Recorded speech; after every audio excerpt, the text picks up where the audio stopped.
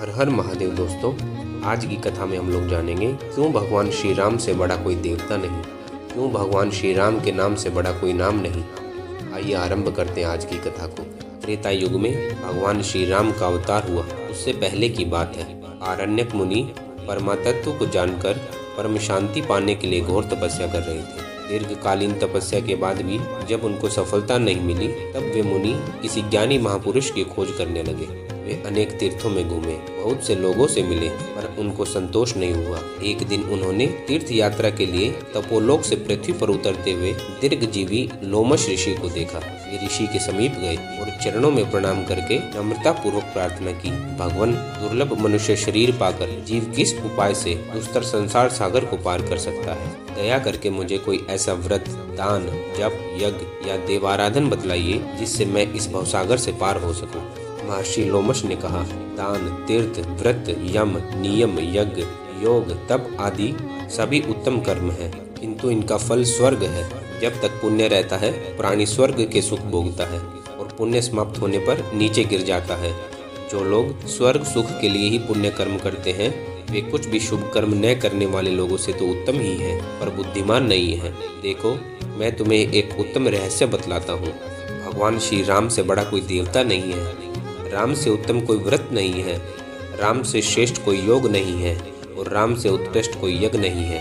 श्री राम नाम का जप तथा श्री राम नाम का पूजन करने से मनुष्य इस लोक में तथा परलोक में भी सुख भोगता है। श्री राम की शरण लेकर प्राणी अनायास संसार सागर को पार कर जाता है।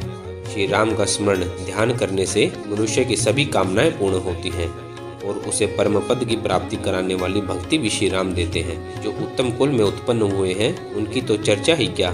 चांडाल भी श्री राम का प्रेम पूर्वक स्मरण करके परम गति को पाता है। श्री राम ही एकमात्र परम देवता है। श्री राम का पूजन ही प्रधान व्रत है। राम नाम ही सर्वोत्तम मंत्र है और जिनमें राम की स्तुति है, वे ही उत्तम शास्त्र हैं। अतएव तुम मन लगाकर श्री राम का ही भजन, पूजन एवं ध्यान करो। आरण्यक मुनि को बड़ी प्रसन्नता हुई यह उपदेश सुनकर। उन्होंने महर्षि लोमश से ध्यान करने के लिए श्री राम स्वरूप को जानना चाहा। महर्षि ने कहा, रमणीय अयोध्या नगरी में कल्पतरु के नीचे विचित्र मंडप में भगवान श्री राम विराजमान है। स्वर्ण से बना हुआ अत्यंत मनोहर उनका सिंहासन है। सिंहासन की प्रभा चारों ओर छिटक रही है।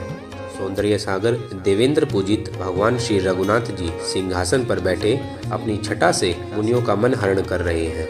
उनका मनोमुग्धकारी मुखमंडल करोड़ों चंद्रमाओं की छवि को लज्जित कर रहा है।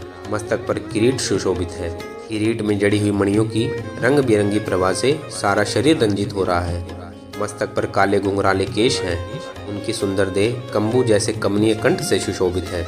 उनके दोनों कंधे सिंह स्कंदों की तरह ऊंचे और मांसल हैं।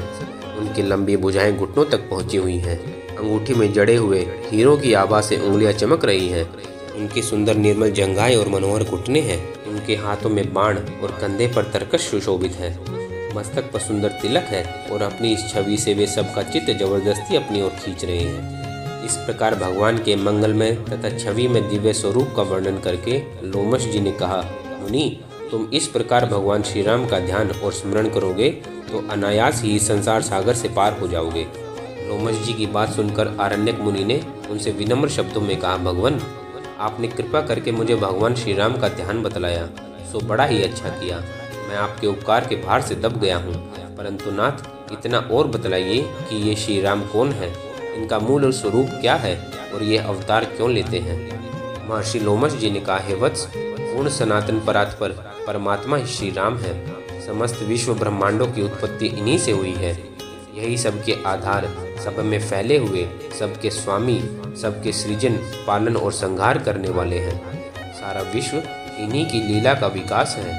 समस्त योगेश्वरों के भी परम ईश्वर दया सागर ये प्रभु जीवों की दुर्गति देखकर उन्हें घोर नरक से बचाने के लिए जगत में अपनी लीला और गुणों का विस्तार करते हैं, जिसका गान करके पापी से पापी मनुष्य भी तर जाते हैं।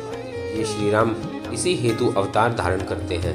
इसके बाद लोमश जी ने भगवान श्री राम का पवित्र चरित्र संक्षेप में सुनाया और कहा, त्रेता के अंत में भगवान श्री राम अवतार धारण करेंगे।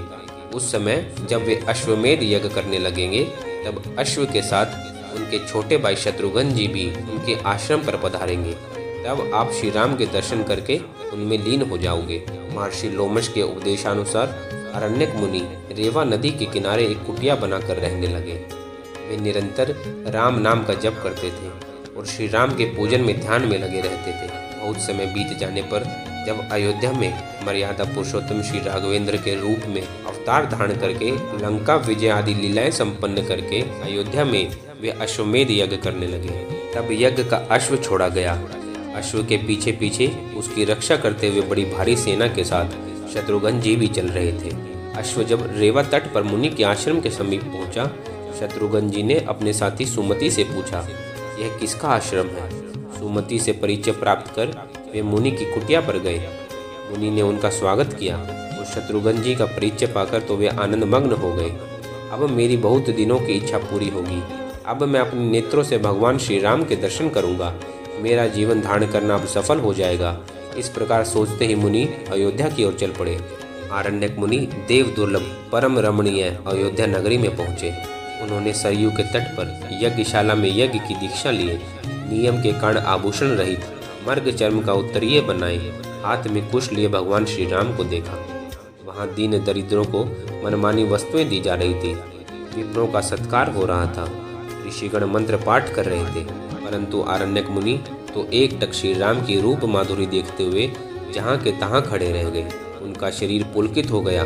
वे बेसुध से होकर उस भुवन मंगल छवि को देखते ही रहे। मर्यादा पुरुषोत्तम ने तपस्वी मुनि को देखा और देखते ही वे उठ खड़े हुए।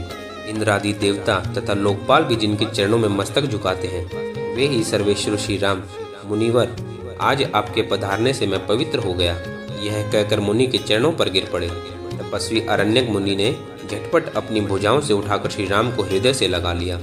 इसके पश्चात मुनि को उच्चासन पर बैठाकर राघवेंद्र ने स्वयं अपने हाथों से उनके चरण धोए और वह चरणोदक अपने मस्तक पर छिड़क लिया। मुनिश्रेष्ठ, आपके चरण जल से मैं अपने बंधु बांधवों के साथ पवित्र हो गया। आपके पधारने से मेरा अश्वमेध यज्ञ सफल हो गया। अब निश्चय मैं आपकी चरण रज से पवित्र होकर इस यज्ञ द्वारा रावण, कुंभकर्ण आदि ब्राह्मण संतान के वध के दोष से छूट जाऊंगा। भगवान की प्रार्थना सुनकर मुनि ने कुछ हंसते हुए कहा, प्रभु, मर्यादा के आप ही रक्षक हैं। वेद तथा ब्राह्मण आपकी ही मूर्ति हैं, अतएव आपके लिए ऐसी बातें कहना ठीक ही है। दूसरे राजाओं के सामने उच्च आदर्श रखने के लिए ही आप ऐसा आचरण कर रहे हैं। ब्रह्म हत्या के पाप से छूटने के लिए आप अश्वमेध यज्ञ कर रहे हैं। यह सुनकर मैं अपनी हंसी नहीं रोक पा रहा। मर्यादा पुरुषोत्तम, आपका मर्यादा पालन धन्य है। सारे शास्त्रों के विपरीत आचरण करने वाला सर्वथा मूर्ख और महापापी भी जिसका नाम स्मरण करते ही पापों के समुद्र को भी लांघ कर परम पद को पा जाता है, वह ब्रह्म हत्या के पाप से छूटने के लिए अश्वमेध यज्ञ करे। यह क्या कम हंसी की बात है? भगवान, जब तक मनुष्य आपके नाम का भली भांति उच्चारण नहीं करता, तभी तक उसे भय देने के लिए बड़े बड़े पाप गर्जा करते हैं। राम नाम रूपी सिंह की गर्जना सुनते ही महापाप रूपी गजों का पता तक भी नहीं लगता। श्री राम, आज मैं धन्य हो गया। आज आपके दर्शन पाकर मैं संसार के ताप से छूट गया। भगवान श्री राम ने मुनि के वचन सुनकर उनका पूजन किया। सभी ऋषि मुनि भगवान की यह लीला देखकर धन्य है कहने लगे। आरण्यक मुनि ने भावावेश में सबसे कहा, मुनिगण, आप लोग मेरे भाग्य को तो देखें कि सर्वलोक महेश्वर श्री राम मुझे प्रणाम करते हैं। ये सबके परम आराध्य मेरा स्वागत करते हैं। श्रुतियाँ जिनके चरण कमलों की खोज करती हैं, वे मेरा चरणोदक लेकर अपने आप को पवित्र मानते हैं। मैं आज धन्य हो गया। यह कहते कहते सबके सामने ही मुनि का ब्रह्मरंध्र फट गया। बड़े जोर का धड़ाका हुआ। स्वर्ग में दुंदुबियां बजने लगी। देवता फूलों की वर्षा करने लगे। ऋषि मुनियों ने देखा कि आरण्यक मुनि के मस्तक से एक विचित्र तेज निकला और वह श्री राम के मुख में प्रविष्ट कर गया। हर हर महादेव। दोस्तों, यह थी भगवान श्री राम नाम के जप की महिमा और आरण्यक मुनि की इस भवसागर से पार होने की कथा। हर हर महादेव आप सभी को।